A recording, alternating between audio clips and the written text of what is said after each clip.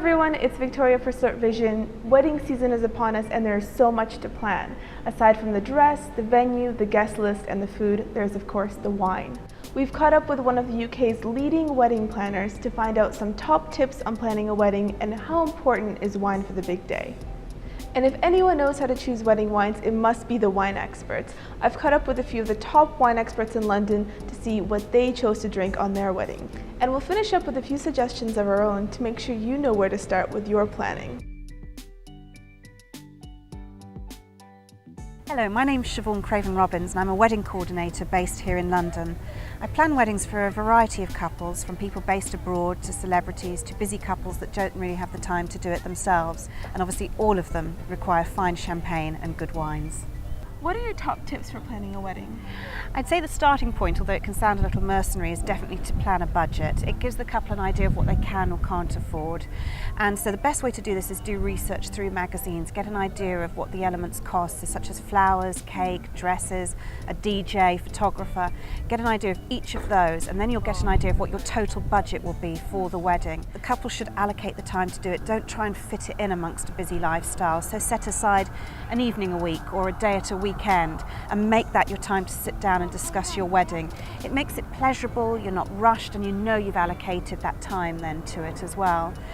If they're not using a wedding planner, ask opinions, definitely, from friends or whoever who've got married before them. Ask who they used, or if there was elements of their wedding they particularly liked, find out who they used, and that way you know you're going to get reliable suppliers. Going back to the budget, how much do people usually allocate towards the wine? Difficult to generalise on that because obviously it depends on budgets, and obviously wine and champagne are more important to some people than others, but I'd say typically about 10%. But my advice to couples is always go for the best you can afford. So if you can't afford champagne, go for a really good Prosecco. That's so much better than serving something that perhaps isn't quite to your palate. Right. And also to think of doing things like for the reception drinks, perhaps mixing it with something, so creating a Bellini, a peach Bellini, nice or with cocktail. framboise. Yeah. Exactly. It's a way that obviously it can go further, and also it's saving you money too. Have you ever come across any interesting stories or strange requests in your experience?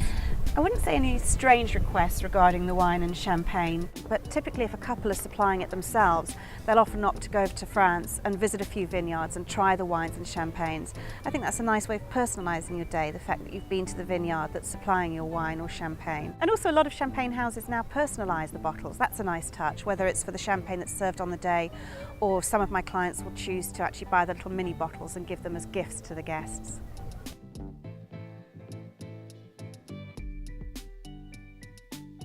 Depends on you, what you choose. I mean, I chose French wines, particularly for my wedding lunch, which was the main focus of the wine side of things, because I'm a Francophile and I've lived in France, and I love French wines, and therefore I thought, if I'm getting married, and I hope I only do it once, I thought I'd show some really classy French wines. So a white Burgundy and a Bordeaux, and a good champagne, and then the sweet South African wine at the end. So we had a champagne, 2 whites and 2 reds. But I think what was important was not to go for something really esoteric, but just to go for something that actually everybody's really going to love, rather than feeding my personal passion for trying new things and experimenting. On the wedding day, yeah. Maybe not the right day. Yeah, actually just almost wanted to go for classics, and it may sound boring, but actually at the end of the day it's about people enjoying themselves, so you want what they want. So I had a New Zealand Sauvignon Blanc, naturally, and then for the, dare I say it, slightly older generation, we had a Chablis, which is classic, but another really good value for money one that I really love.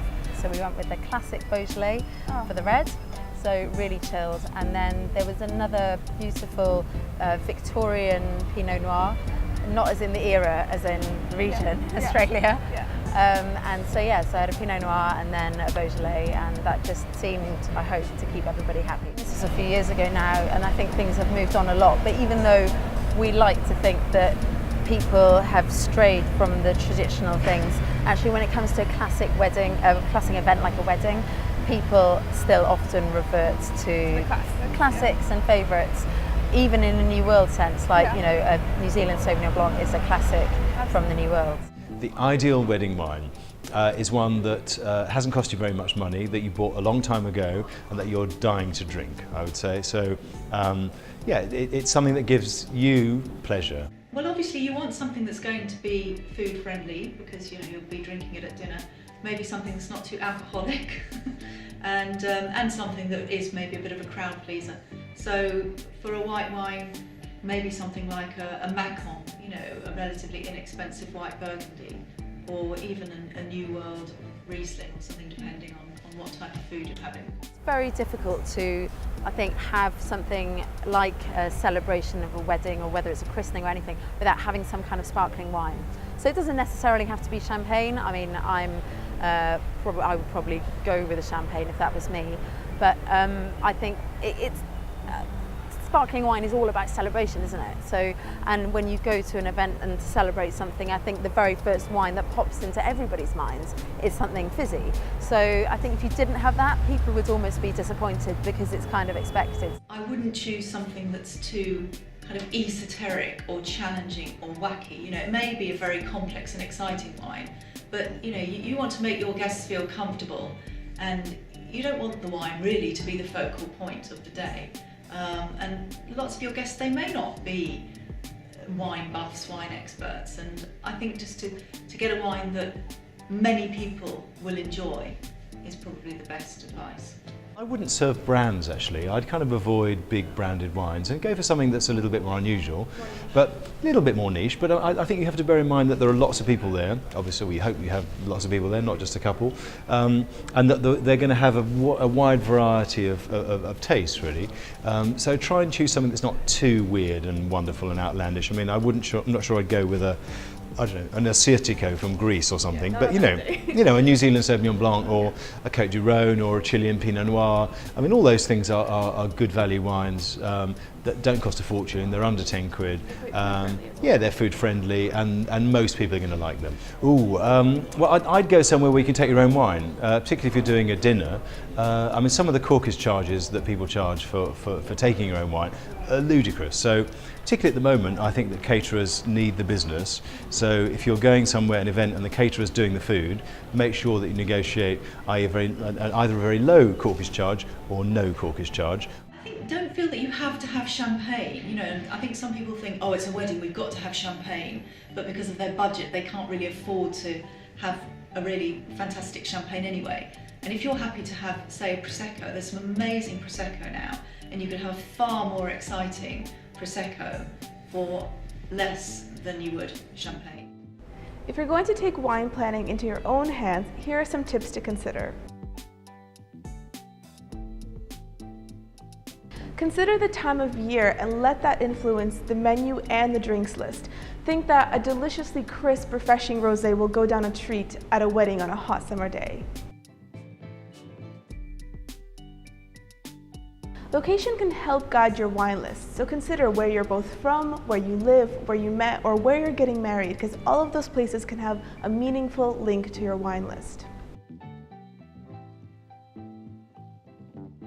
It's a good idea to consult with your caterers to make sure the food and wine go very well together.